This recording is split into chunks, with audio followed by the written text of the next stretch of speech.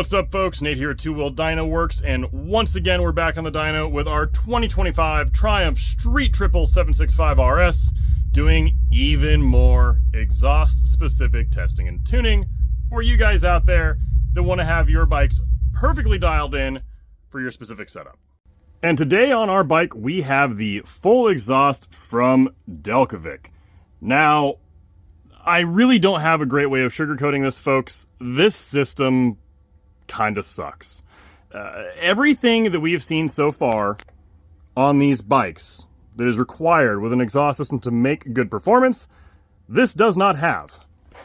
There are no crossovers between the head pipes that we've discussed now in multiple videos, and there is a big and very tight loop right there in the mid pipe. So right off the bat, when I ordered it to go ahead and build our custom mapping for it, because several of you out there have already told me that you have this system on your bike and want us to build mapping for them, I didn't really have any high hopes. And those hopes were further lowered when my technician Derek that I had installed this system explained to me just how crap the fitment is at a lot of these joints, because, well, you can even hear it in the video there, it leaks like a motherfucker. And there is some very weird bracketry that you have to install back there to go ahead and make this all fit for this lower mount setup they've got here, because it doesn't use either the mount on the rear set or a hanger. It's actually lower than pretty much everything else I've tested so far. I mean, I'm not exaggerating here, folks. Those are probably some of the loosest slip fittings I've seen on a full exhaust in a while. You can even see where some of the carbon's already starting to build up there, where it's just leaking a whole lot. And it's not just that number 3 head pipe, it's all of them. You can even see the gaps there. The fitment just blows from where the head pipes go into this collector. And even back here at this clamp, we've tightened the shit out of it, and it still is not perfectly sealing up. Now, a lot of times when you have really small gaps in a lot of the slip fittings, they seal up by themselves as the bike gets hot and the head pipes warm up and everything kind of expands and melds together. That's not happening here either. I've got a lot of runtime on this exhaust system now, and it still clicks. You can hear the popping like crazy when you're riding the thing around, and it just sounds like shit. But that's enough about the terrible fitment and sound. Let's go ahead and dive into the raw objective data of what we were able to accomplish with this bike when it came to getting the fuel mapping perfectly dialed in for the airflow characteristics of it on our bike, on our dyno. So as always, here's our quick recap of the bike in bone stock configuration, and then with the stock exhaust system installed and our custom ECU mapping in place. As you can see there, the red line is the bike in bone stock trim, 118.6 horsepower, 55.7 pound-feet of torque, and then with our custom ECU mapping in place, with the stock exhaust system still on the bike, stock intake, no physical changes made whatsoever, power comes up to 122.5, and torque comes up to 57.6 pound-feet, again, to the tire, on pump gas. And with the full Delcovic installed, well, you can just see it for yourself.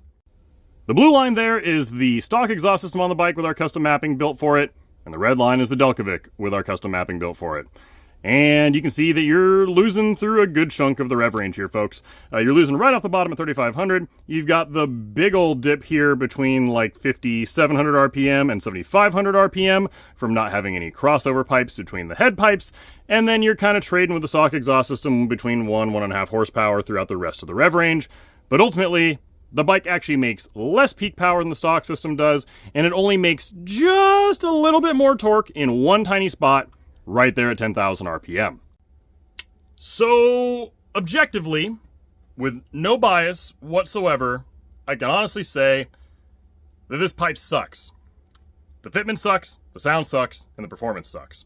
And worst of all, there are a couple spots in light throttle portions of the rev range, around like 5,000-ish RPM, 5,000-ish RPM, where because that really tight loop is in place, it does build a little bit more power in some areas at light throttle.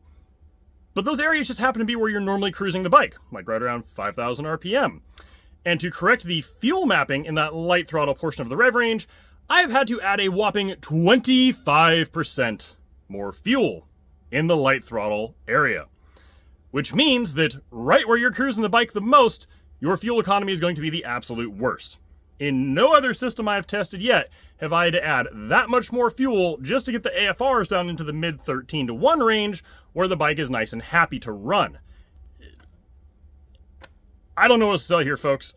It's probably the Delcovic, the single worst system I'm going to put on our bike for testing.